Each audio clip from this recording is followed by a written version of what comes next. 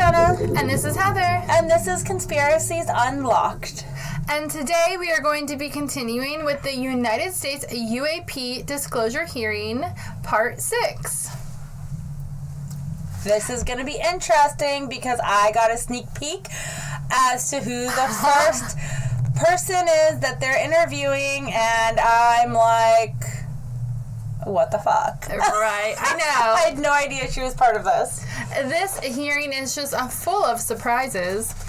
So we're going to, we start with the chairman, moving on to Miss Ocasio-Cortez. Everybody remember her? That was Alexandria Ocasio-Cortez, the very famous AOC. And I remember she was famously said that we need to get rid of the cows because the cows are causing farts, and the farts that the cows are making is causing methane, and the methane is causing global warming. So do we remember that from a few years ago? This is the one, AOC, and I believe she was trying to run for president last election. So right now she's a representative for New York. And that's where she's been, and she's very young. Mm-hmm. She a few years ago she was only 34, so she is like our age. I believe that she was born in like 83. Let me see. I want to see now. I'm curious. Yeah, we want to know more about Alexandria. Yeah, so she was born in 1989. No, she's younger. Wow. Yeah. So she's really pretty right now. Yeah, she's really pretty though. Yeah, I can't believe she's only 34 now. But anyway, so she went like, I think she tried to, she tried to go for presidency last time, but she wouldn't have been able to. Maybe she said that she was going to as soon as she could, because you have to be 35 to run for president. Oh, she's not even old enough. Yeah, she might be running now then, actually. So she is a member of the Democratic Party, and she is still a representative for New York. And she's been the representative since 2019. January 3rd, 2019. So it looks like she's in New York's 14th congressional district. So that's very interesting. She was also the one that she also was posting of her. She was wearing a white outfit, and she was at the borders, the fences. Remember? And it was a totally like staged picture or whatever. Supposedly, that was years ago. I do remember that, and it's so funny because when she came up in this hearing, I was thinking, gosh, she looks so familiar. How do I mean, obviously I've, seen her, but I didn't put it 2 and 2 together with the whole fart methane thing and all of that. Yeah. As soon as you said, you're all like, the first one's gonna be Ocasio, and I was like, what? Yeah. AOC? Because I had to spell out her name phonetically because I'm really bad at pronouncing things, so I was like, Ocasio. Yeah. And then she was she lost, or no, she won. That was 2018. I'm on the Wikipedia page just like looking at all of her stuff. I'm trying to see if she's going to run for president. Maybe. She hasn't announced it yet, maybe. No, I think that she wanted to. She's going to run in 2024. But that she should already be on the ticket. She's hoping. But she hasn't formally announced it yet, because she should already do that, right? Yeah, No. She hasn't, then she'll probably do it 2028 then, I guess. Because I don't think that she has I don't think she has enough support to do that yet. Like, she doesn't, like, more people will go after, like, Robert F. Kennedy or, like, somebody else over her. I think that she's just going to focus on everybody else. Like, focus all of her endorsements and everything on getting somebody else elected, another Democratic person. Well, right now she is really focused on the UAP disclosure hearing, and she is heavily involved in this. Yeah, I'd love to hear about it. Yeah, so we're going to start with her, and she starts her time... Holy shit, sorry. What? Kamala Harris is running for president. I didn't realize that. She is? She is, and you know who else? Tucker Carlson. Isn't he the CNN person or something? No, Tucker... Fox News host. No, he's the one that got fired, and a lot of people are really riled up about that, and people said we should do... Remember, somebody told us, our friend... said we should do an episode on Tucker Carlson, and then we never... I was like, I don't know, maybe... Because he got, booted. Yeah, and that was really a Fox News, yeah. Alright, so he's all, yeah. And then Liz Cheney, so I'd imagine that's Dick Cheney's wife. No, daughter. Daughter of former Vice President Dick Cheney. Yeah, because she's 57, And Dick Cheney was with Bush, right? It was Bush and Cheney? I think so. Yeah, that makes sense. Because I wouldn't have remembered if it was any look. Ted Cruz might have some traction. Yeah, and then there's Kamala Harris, and then we're just now looking at everything. Josh Hawley, I haven't heard of him. Joe Manchin. But look at this. He's 75, so he'll get in a 76. And it's just like, why can't we have younger? She's really pretty. We can't go off looks. No, I've never heard of her. Christy Noam. And she's 51. See, that's about the age that we need. We need like a... Oh, look, she is on there. Number 27, Alexandria Ocasio-Cortez. But this doesn't say that. It says rumored. Oh, rumored. This isn't the official list. This is like... Oh, yeah, and then Elizabeth... These are all rumored ones. Yeah. Oh, gotcha. Even the pretty one is rumored. A lot of these are rumored. Well, that's lame. Yeah, Kamala Harris is rumored. Yeah, all of these. Why do I have... This must be an old report. That's what I'm thinking now, because some of these people are running, for sure. So when was this I don't know. I'm trying to see. I'm on people.com. It was on August 29th, 2023, so not that long ago. Confirmed. Biden is confirmed. Trump is confirmed. DeSantis is confirmed. Oh, DeSantis, that's another one that people Tim Scott is confirmed. Nikki Haley is confirmed. So Mike Pence confirmed. Robert F. Kennedy Jr. is confirmed. Asia Hutchinson confirmed. Vivek Ramaswamy. Yeah, he's very controversial. Well, no, because he, word for word, took Obama's speech.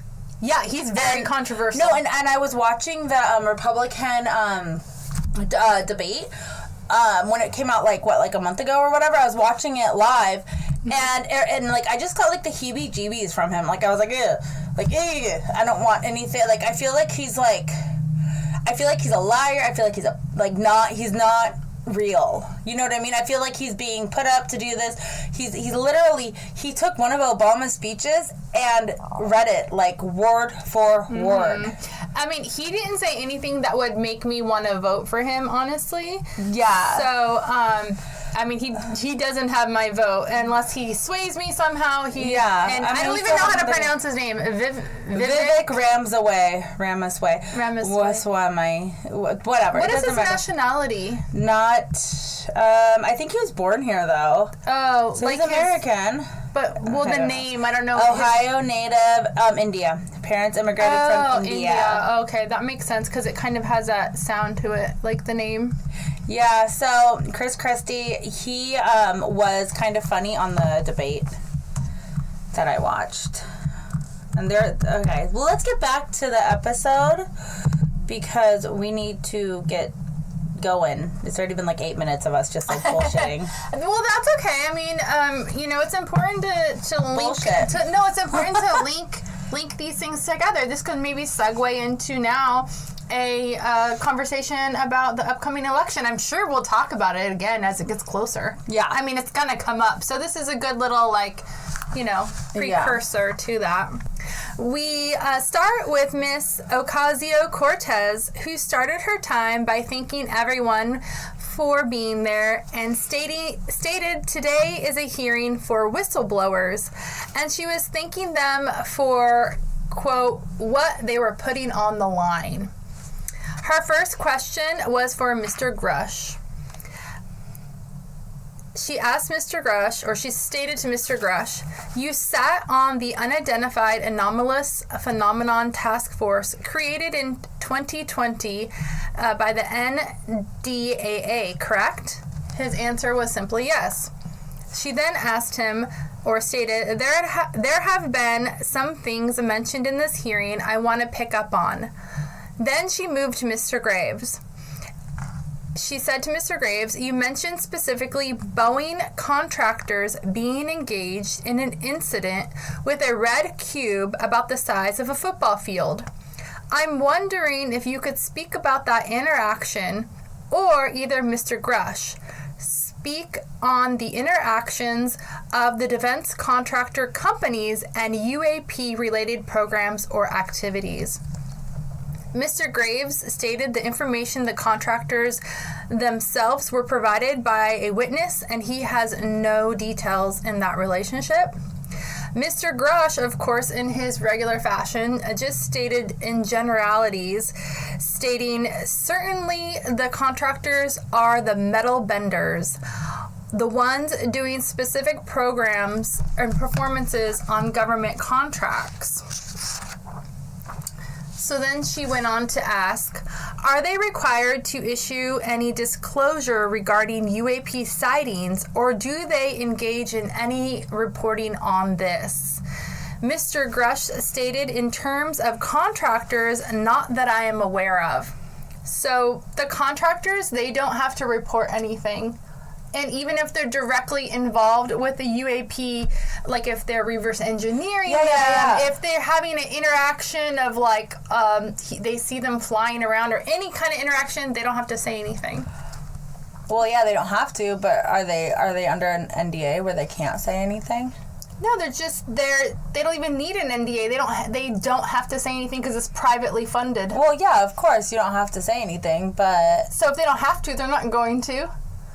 The government won't even say anything. All right. She went on to question further, and she also stated, when it comes to notification that you had mentioned about IRAD programs, we have seen defense contractors abuse their contracts before in this committee. I have seen it personally, and have also seen the notification requirements to Congress abused. I am wondering... One of the loopholes that we see in the law is that there is, at least from my vantage point, depending on what we are seeing there are no actual definitions or requirements for notifications. What methods of notification did you observe? If they say they notified Congress, how do they do that? Do you have insight into that?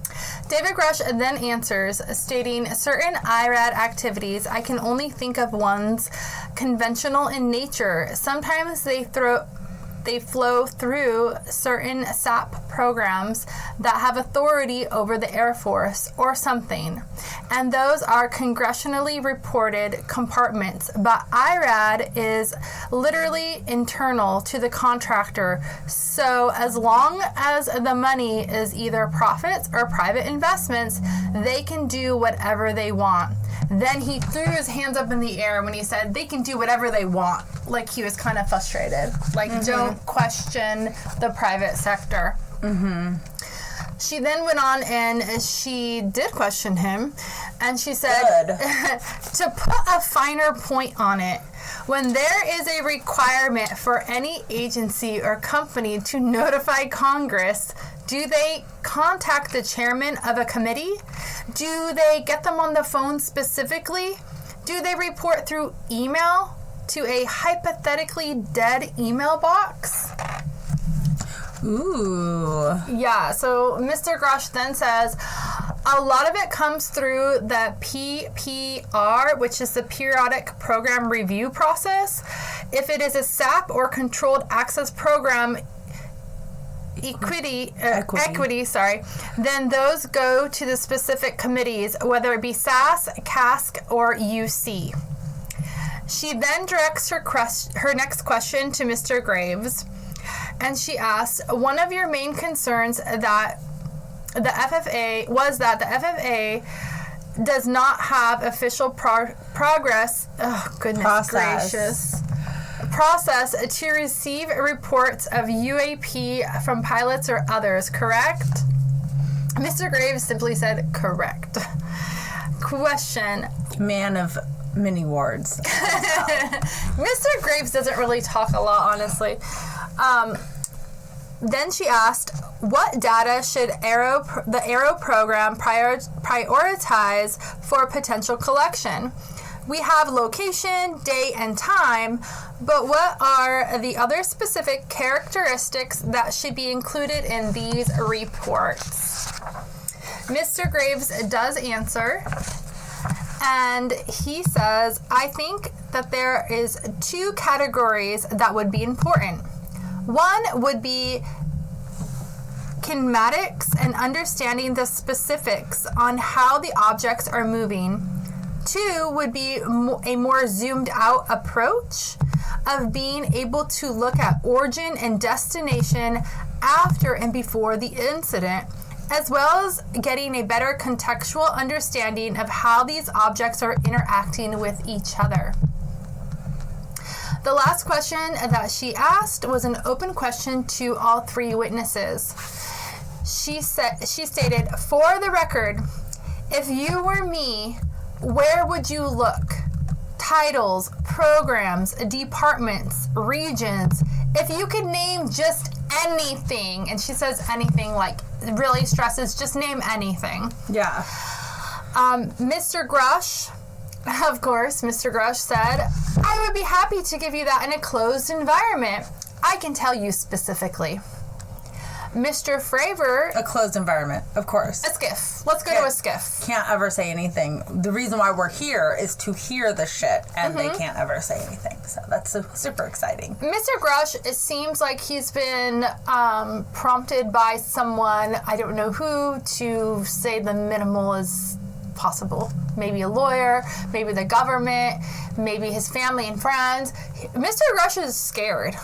I feel like he is. All of his answers, like, he's afraid. He always says, no, I can't tell that. I can't discuss that. I can't do this. I can't do this. Well, why are you invited to this? Well, the thing is he has the most information as a whistleblower, and he has said numerous times that he knows of people that were injured. He knows of murders. He knows of people being intimidated. And he hasn't gone into specifics, obviously, because everything needs to be in a skiff. But I think he's afraid of getting Clintoned. Yeah. I think that's what it is, personally. That makes sense. But, I mean, everything is coming out in the open right now anyways. So it's kind of like... I don't know. Now's the time to do it, maybe. Or he was more involved than what he's leading on, and he doesn't want to be implicated. Yeah. It could be that also, because... That's what it is. It could go either way. But then Mr. Fravor answers the same question and says, you have to know where to look. They're not going to divulge it to you due to classification levels. Then he goes on to say, Mr. Grush said he can point to you, and then you have them.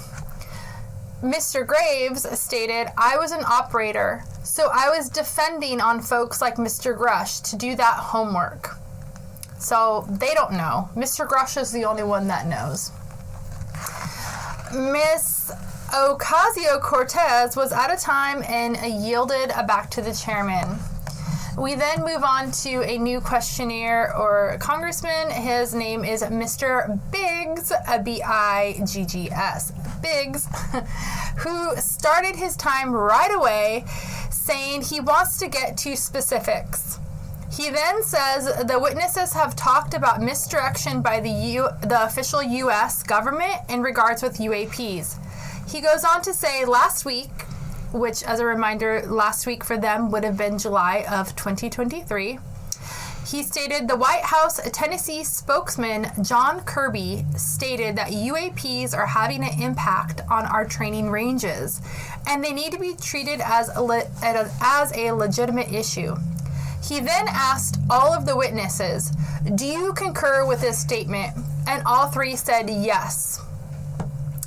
He then said, Mr. Biggs then said, having said that, I'm going to take you to a specific instance around the Phoenix Valley, because that's where I live. In 1997, we had the famous Phoenix Light case. I'm not sure if any of you are familiar with that. There were 2 things that went along with that. The explanation was military training off of Luke and the Berry Goldwater Range. Do you know anything different other than the official explanation of those lights? Mr. Grush stated, only what's public about it. That was outside of my scope of duties. So he's not giving you nothing.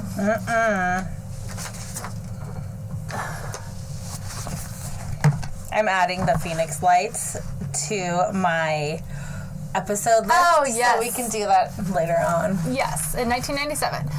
And then Mr. Biggs, a question.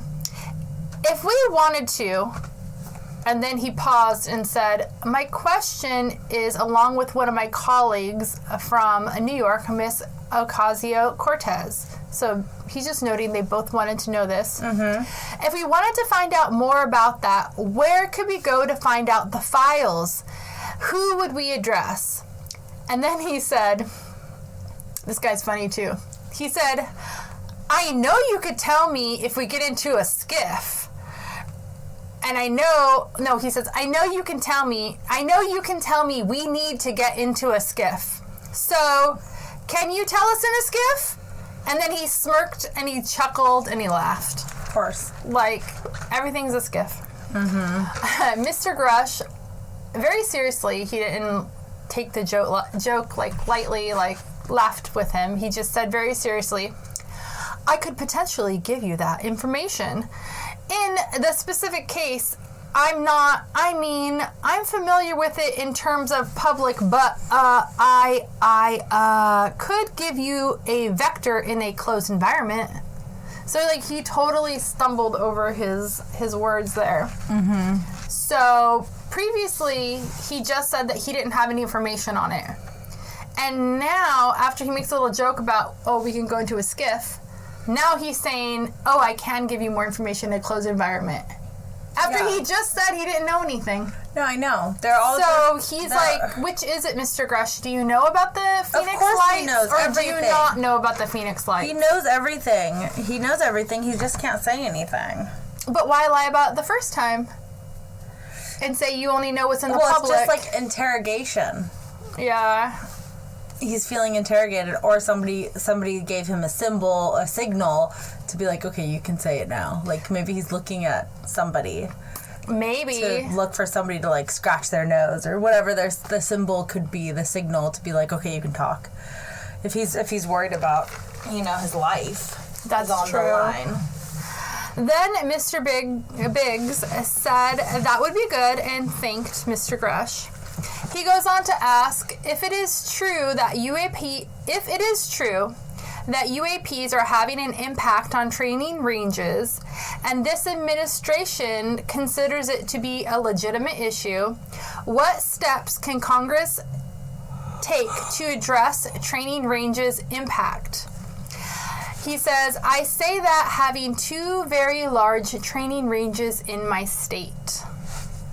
Mr. Grave answers and says, some of the initial procedures have been implemented, such as within the United States Navy, that have a range value report that gathers information from pilots. I understand that a service-wide reporting mechanism is still pending. However, that would be a great next step. Not for gathering information, but for showing troops that it is an acceptable topic and reducing the stigma. Mr. Grush answered, stating, as a recipient of a lot of those training range reports, sometimes we only get contextual kind of oral reporting. It would be nice if they attached all sensor data. There's a system in place, and that there's a system in place that can handle multiple classifications of data.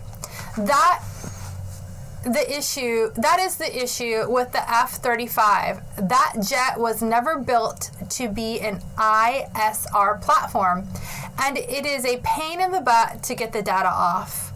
What's an ISR platform? So the thing that's interesting to me is that as they're getting these UAP reports, the only thing that, only 5% is actually being reported. They give that number later, but only 5% is actually being reported. And of those 5%, it's typically just eyewitness statements. They don't get any of the radar or any of the other sensory data off of whatever vessel they're on, whether it be like a submarine, an airplane, a jet, like whatever. They don't get any of that. Mm-hmm. So when they turn in these reports, the people that are supposed to investigate the report, another reason why nothing happens is because they don't really have anything to go off of. It's like if you just told me a story, I don't have any way to verify it. I don't have any data to back it up. So what Mr. Grush is saying here, it makes a lot of sense that they need to have a reporting in place that that it can not just, it can hold different levels of classifications too. Because some of it's going to be top secret. Some of it's going to be like general information. Yeah. And they have to be able to put it all in the same collection system where it's secure. That way it doesn't get like hacked or something, it's not compromised. Yeah. And to answer your question about the ISR platform, I think it's a radar platform, isn't it? I already Googled it. It's intelligence, surveillance, target acquisition, and reconnaissance data. Yeah. So it collects, analyzes, and disseminate intelligence, surveillance, and reconnaissance data. These platforms use a variety of sensors and technologies to collect data from a variety of sources, such as ground-based sensors, airborne sensors, and satellite sensors. And that is off of csmi.com. Mm-hmm. So you took so long to answer me that I just Googled it myself. Yeah, so I knew it was a platform that was on the F-35 jets. Yeah, and it shows a picture of this jet, which I would assume is that... Oh, it went away. That I would assume is the jet that you are referring to. One of these, yeah. F-35. Well, that one's really sleek. Some of them look very like sleek and very aerodynamic. This one is very it looks like something super like futuristic. Mm-hmm. Then Mr. Favorite answers the same question, and he says that he would agree with both of them. Being a user of those training ranges, that the data has to be out there. You have to acknowledge what you are seeing, then you have to collect the data. Right now, the reports, it will say that someone will say something, but no one collects the radar data to back it up and do the research. So they're only getting that verbal acknowledgement of what happened. The next question was, do you believe that the 2019 classification guidelines for the UAPs interferes with the federal government's ability to be transparent with the American people? And do you think we need to be more transparent with the American people? Mr. Graves answered, yes, I'll say yes to that. Mr. Grush stated, I'm familiar with at least the UAP Task Force of 2019 Security Classification Guide. I think it's fair. I did actually help author that with... And then he's interrupted by Mr. Biggs, who says, oh, yeah, you got a bias on that way. Yeah. Because Mr. Grush wrote it. He co-authored it. Yeah, so you can't really... Yeah. Mr. Grush speaks over him and says, yeah, but I will say a bit of lazy declassifying videos. I mean, I've seen some of the videos of the, recent shoot down, and I saw no reason that it couldn't have been released. As long as they mask, some data. The American people need to see that imagery and full motion video. And then, side note, I think when he's talking about the recent shoot down, I'm pretty sure he's talking about the UAPs shot down over Alaska and the East Coast, aka China's spy balloon or UAPs that were just recently shot down. Because that's the only thing that happened recently before this hearing that I can think of. Yeah. So, he said that those should not have been classified top secret in his opinion. No, they shouldn't have been. Yeah, why and would they be? It's top secret, so that's why we haven't received anything on that yet. Yeah, well, I still want to have an end to that, like a conclusion. It's been quite some time now, and we should have more information, and they need to release it because we all saw it. We all, that was a big deal. And it was going around the media so much, and then just for them to not... And then all of a sudden, any official report, like, what is the official report on that? Yeah, like, they know what it is. They know, like, just put it out there. Like, what is it?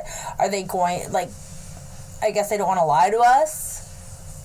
I think that's one of the things that prompted this hearing is, because so many things were happening. I think that's why that was one of the, like, I don't want to say, like, straw that broke the camel's back. But remember the Las Vegas aliens and just, like, all this stuff was just all occurring all at once with the China balloon, and then all the weird UFO sightings in Canada and all that, or weather balloons or whatever they wanted to call them. And it just kind of snowballed into the hearing. 6 months later, that's what happened, because it started in February, and now it's this. Yeah. So then Mr. Favor answers, and he stated, I would think that, in my opinion, I will say, things are over classified. Oh, okay. Like, he starts getting mad. And the thing is, Mr. Favor is very chill. He's, like, retired. He's older. He's just like, he's just there to, like, tell you what he saw, very factual. Yeah. But he's like, things are overclassified. I know for a fact that the video and pictures that came out in the 2020 report that I had seen, the stuff off the East Coast, so this is a different thing off the East Coast that he saw. He said it was taken from an iPhone. Off the East Coast, a buddy of mine was one of the senior people there, and he said that they are originally classified as TSSCI. And my question to him was, what was TSSCI? And then just because we have been saying that a lot, it does, you might already know this, but it does stand for top secret, top secret, sensitive, compartmented information. Wow. So basically, that's like the highest. The highest. That seems very... It's very high. Exclusive content. And then he goes on to say, they're literally on an iPhone. That's not TSSCI. What? Yeah, so the images were taken off, like, just a civilian off of an iPhone. They confiscated the iPhone. They confiscated all the images, probably took them off the cloud or whatever. Or however they do that. And he said, that is not TSSCI. So they are overclassified, and as soon as they do that, they go into a vault, and then all of you have to go and look for them. So, like, now, if you take something off your iPhone, that's top secret classification, compartmentalized information, whatever. It's going to go in a vault. That's how much they're overclassifying. And that was in 2020, so that was pretty recent. So then Mr. Biggs asked, with overclassification that may be one way, are there other ways that the DoD or intelligence agencies are keeping this information from the American people or even from Congress? Mr. Graves states, I think part of that has been not encouraging reporting. If the problem is not something that can be measured, it's not something that's going to be fixed. Mr. Biggs was out of time, and he yielded back to the chairman. The chairman then speaks, stating that without objection, Representative Nick Langworthy of New York was waived on the subcommittee for purpose of questioning witnesses in today's subcommittee hearing. Then we move on to Mr. Burleson. He starts by saying he has been here for 6 months, and he's pretty skeptical. He says, I don't trust anything in this town, and I think that's because I'm from Missouri, so you've got to show me. There's been a lot... It's the show me state. That's their slogan. Oh, really? Yeah. Oh, I didn't even know that. I only know that my family's from Missouri. That's the only reason why I know that. Oh, show me. It's the show... Like, we're the Golden State. They're the show me state. Oh, I thought he was just being funny. No, well, he is. Yeah, He's being fantastic. I just thought he, like, made that up, but... Yeah, so he says, you've got to show me. There's been a lot of things being said in the public, Mr. Grush, and I want to get down to specifics. At one point you said there has been harmful activity. Has any of the activity been aggressive, been hostile in your reports? Mr. Grush states, I know of multiple colleagues of mine that physically got injured and the activity. Then Mr. Burleson interrupted and said, by UAPs? Or by people in the federal government? Mr. Grush said both. Then Mr. Burleson asked, stated, there has been activity by alien or non-alien, oh my goodness. There has been activity by alien or non-human technology or beings that has caused harm to humans. Mr. Grush stated, I can't get into the specifics in an open environment, but at least the activity that I personally witnessed, and I have to be very careful here. You know, they tell you never to acknowledge trade craft, right? So, what I personally witnessed with myself and my wife was very disturbing. He then asked, one of my constituents actually sent this next question. I figured I'd ask since I have the same thought. You said that the U.S. has intact spacecraft, and you said the government has alien bodies or alien species. Have you seen the spacecraft? Mr. Grush answered, I have to be careful to describe what I've seen firsthand, and not in this environment. But I could answer that question behind closed doors. Oh my God. Why is he here? Send him home and get somebody else to answer these questions. There's no point in him. Then he asked, have you seen the alien bodies? Mr. Grush... Wait, I can answer that for him. I cannot answer that, but in closed quarters in a skiff I can. He actually said that is not something I have witnessed myself. I was close. So he has not seen the aliens himself, but he has seen the spaceships. Fucking Christ. Yeah. Mr. Burleson then asks his next question. He states, another statement that was made is intriguing to me. It is intriguing to me because my view has been that we are billions of light years away from any other system. The concept that an alien species has a technology advanced enough to travel billions of light years to get here and somehow is incompetent enough not to survive Earth or crashes is something I find a little far-fetched. With that being said, you had mentioned there's interdimensional potential. Can you expand on that? Mr. Grush actually expands on it. No. He answers the question. Wow. He is now going to tell us about interdimensional beings that the government has been studying. But he's never seen them. Well, they're interdimensional, so it's theoretical concepts that they're studying. So they're not here, they're in a different... Okay, just go. So he actually gives us something interesting. Cool. Okay? Let's hear it. So Mr. Grush states, to answer your first question, I am here as a fact witness and expert, but I will give you a theoretical framework at least to work off of. Regardless of your level of sentience, you know, planes crash, cars crash, and a number of sororities. However, a small percent are going to end in, you know, mission failure, as we say in the Air Force. Because the guy's like, how the fuck are they going to come all the way over here and then they're just going to crash? Well, he's just saying it could be mission failure. It could happen. Yeah. So he's not denying they're from another... intergalactic. They're from another planet or another galaxy. He's just saying they have mission failure. Then he goes on to talk about the interdimensional beings.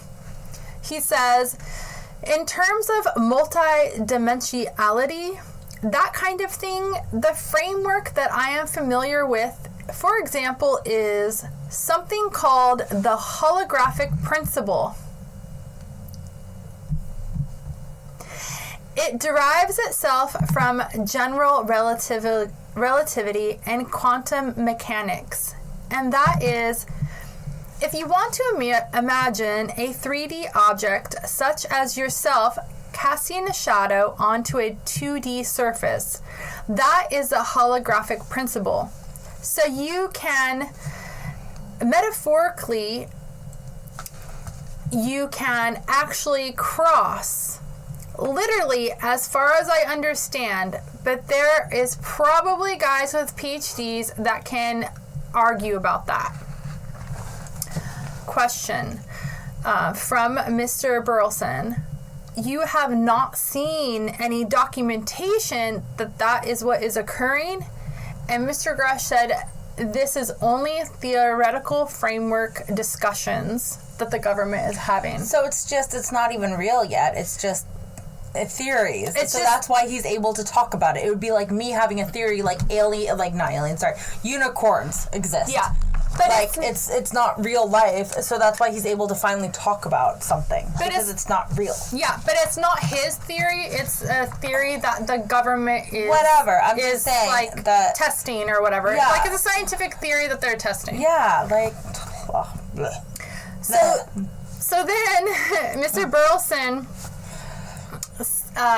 states, Occam's razor, which I had to look that up because I didn't know what that meant, and the definition is the principle that in explaining a thing, no more assumptions should be made than are necessary. The principle is often invoked to defend reconstructivism or normalism compared to the principle of parameciny at parameciny. I think I said that right. So then he goes on to say that due to that, is that these aircraft, he's basically asking, is it possible that these unidentified aircrafts, that they have been produced by domestic military contractors somewhere else? And is there any evidence that is what is being received? Like, basically, like, how do you know they're not fucking from this planet, right? Yeah. And could they just be from another like country? Another country or something, anywhere. Oh, that's true, too. Like, somebody else sending up things, and then we're grabbing them. Or what if it is, like, where the transmission or whatever is, like, bouncing back, like an echo or something, back to us. What we're sending, it's coming back, but like distorted because it's an echo type reverb thing. Yeah, it could be. You know what I'm saying? Yeah, I do, because he said it could be like a shadow, so... Yeah, like it could be something that is like in... Like, maybe the UFO is in space, right? Yeah. And it exists in space, but somehow it's the hologram is like... Somehow it is casting into our atmosphere, so we see it like in our clouds, but really it's still in space. Yeah. Like, they say that people see mirages and stuff. Yeah. So I kind of think that's what he meant by that. Okay. But he did say interdimensional, so could be saying it's from another dimension. I don't know. That's how I took it. Like, it was still in space, and then it was like somehow like a mirage casting it into our clouds, but really it's actually in space. But not that it's not real, it's just not really here. It's like a hologram. Yeah. Okay. So then Mr. Grush said, not to my knowledge, plus the recoveries predate a lot of our advanced programs that I am waiting on, so... And then Mr. Burleson cut him off and said, would it be safe to say that there could be a scenario today where you have an aircraft that crashes And because it's involved in one program from one federal agency, but the agency that retrieves it is not aware of that program, so to them it appears to be alien origin. Oh, like, yeah. Yeah. And then that's kind of what we were saying before, with the transmission and everything. And then Mr. Grosh says, that's a hypothetical situation. I'm not aware of any historical situations which would match that, what you described. And then he asks, so you're not aware that that has happened, and you're not aware of that? And he says, I'm not aware of that. And he puts his hand up like, stop. Yeah, because you know why? He's finally speaking, and people are like, ooh, we're prying him open. And yeah. Like, okay, we're closing back up again. Stop. Never mind, just kidding. I don't know anything. And then Mr. Burleson yields back to the chairman, and that is where we are going to end for. Oh, good. So that's it then. That's it. And then we end at Mr. Grush saying, stop. So we're stopping. We're listening. We're listening, Mr. Grush. He left out. He gave us enough info for today, I guess. Actually, I think that's the most he's spoken in the whole fucking thing, other than I can't say anything. I mean, that is the most that he's actually said. Like him, of useful information. Just talking about the interdimensional beings was like huge in my mind, because I'm thinking, wow, he's actually like saying something here. Yeah. Interesting. So yeah, you'll have to tune in next Monday to hear more about the last part of this hearing. Yes. And don't forget that you can always watch us on Facebook Live while we live record all of these recordings, and you get so much more content and information and just things about us as we fumble our way through recording an episode. It can be sometimes fun, sometimes annoying, but it's fun. It's always fun, especially when you have balloons. Yeah, we have balloons because we're recording on my birthday, so Facebook Live is seeing everything. So don't forget to follow, like, share on all social media. It is Conspiracies Unlocked, and please email us with any comments, questions, phenomenal fan experiences. If you have anything that if you have ever witnessed a UAP, have you seen a UFO? Have you seen anything? Yeah, we want to hear your UFO stories. I mean, I think everybody's seen a UFO at one point in time and been like, was that a UFO? Was it a plane? We want to hear about them. Please send in your stories, and we will. And if you live in Texas, there was just a UFO that was reportedly shot down by some jets, and there was a video I saw last night going around on Instagram, and some women did record it, and it literally showed I have to look it up more, but if you were there and you saw it, tell me about it. They shot it down. Tell us about it if you were in the vicinity and you saw any part of it. That was like this week sometime. So our email is conspiraciesunlocked@gmail.com. Thank you guys so much for listening. Thank you. Bye.